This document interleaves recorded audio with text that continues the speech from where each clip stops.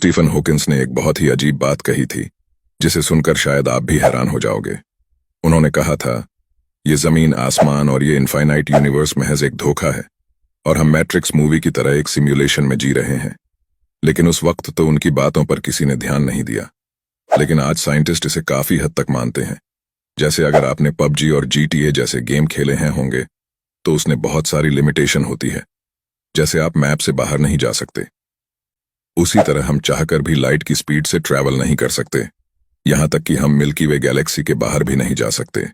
और सबसे दिलचस्प बात तो यह है कि इतने बड़े यूनिवर्स में सिर्फ हमारी अर्थ पर ही लाइफ है। इन सब बातों को देखते हुए एक बात तो सच है कि हमारे क्रिएटर है। नासा ने एक ऐसा मिशन लॉन्च किया था जिससे यह पता चल सकता है कि हमारी धरती पर जीवन आया कहां से और इस यूनिवर्स का फॉर्मेशन कैसे हुआ। इसका नाम ओसाइरिस रेक्स है। यह मिशन 2016 में लॉन्च हुआ था, एक एस्ट्रॉयड पर जाने के लिए जिसका नाम बेन्नू है।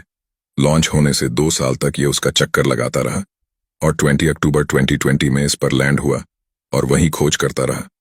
और 23 सितंबर 2023 को यह पहला एस्ट्रॉयड सैंपल हमारी पृथ्वी पर ला चुका है। क्या आप इसके बारे में और जानना चाहते हैं? अगर हाँ, तो हमें कमेंट में बताइए और ऐसे ही यूनिवर्स के रहस्यों को जानने के लिए हमें फॉलो करना ना भूलें।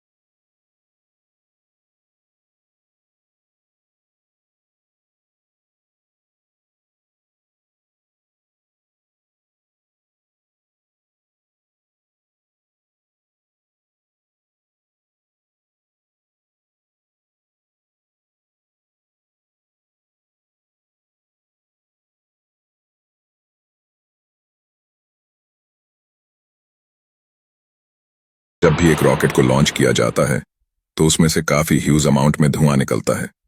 बहुत सारे लोगों को लगता है कि ये रॉकेट में जलने वाले फ्यूल के कारण होता है, लेकिन मैं आपको बता दूं, ऐसा बिल्कुल भी नहीं है। असल में ये धुआं नहीं बल्कि वाटर वेपर है। जब भी किसी रॉकेट को लॉन्च किया जाता है तो वो रॉकेट 180 to 220 डेसिबल्स तक साउंड प्रोड्यूस करता है, जिससे रॉकेट डैमेज हो सकता है और ये लॉन्च पैड को भी डैमेज कर सकता है। और इसी से बचने के लिए स्पेस स्टेशन लॉन्च के आसपास साउंड सप्रेशन सिस्टम बनाते हैं, जो रॉकेट लॉन्च के समय 20 लाख लीटर पानी फेंक सकती है, जिस कारण 90% साउंड वेव अब्सॉर्ब हो जाती है और ये लॉन्च पैड को आग लगने से भी बचता है।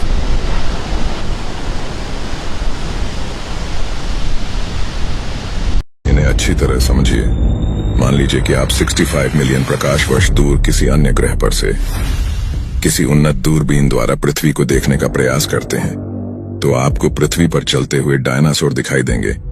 यही हमारे लिए पृथ्वी पर भी लागू होता है। जब हम रात में आकाश को देखते हैं तो हम वास्तव में सितारों और आकाशगंगाओं को वैसे ही देख रहे होते हैं जैसे वे अतीत में थे।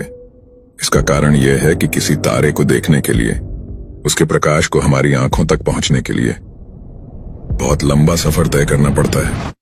इसलिए हम जिस तारे को देखते हैं वह कई साल पहले का होता है। उदाहरण के लिए, सूर्य की रोशनी को पृथ्वी तक पहुंचने में 8 मिनट का समय लगता है। इसलिए हम जो सूर्य की रोशनी देखते हैं वह 8 मिनट पहले की होती है। जैसे आप हबल टेलीस्कोप द्वारा लिए गए ब्रह्मांड के आश्चर्यजनक चित्र देखते हैं, वे लगभग 13 बिलियन साल पुराने होते हैं। आइए जानते हैं छत्तीसगढ़ के महासमुंद इलाके की रहने वाली लड़की रितिका के बारे में। ये सिर्फ 16 साल की लड़की अमेरिका के नासा प्रोजेक्ट का हिस्सा बनने वाली है। रितिका के पिता साइकिल रिपेयरिंग का काम करते हैं। क्लास 11 में पढ़ने वाली रितिका ने वैक्यूम में ब्लैक होल से साउंड की डिस्कवरी पर आइडिया दिया था और इसके बाद बड़े बड़े साइंटिस्ट भी इसे सुनकर हैरान हैं। इसी वजह से नासा ने रितिका को अपने प्रोजेक्ट में शामिल किया है। चलिए इस वीडियो को शेयर करके देश का गौरव बढ़ाते हैं और इसी तरह की और वीडियो देखने के लिए हमें सब्सक्राइब करें।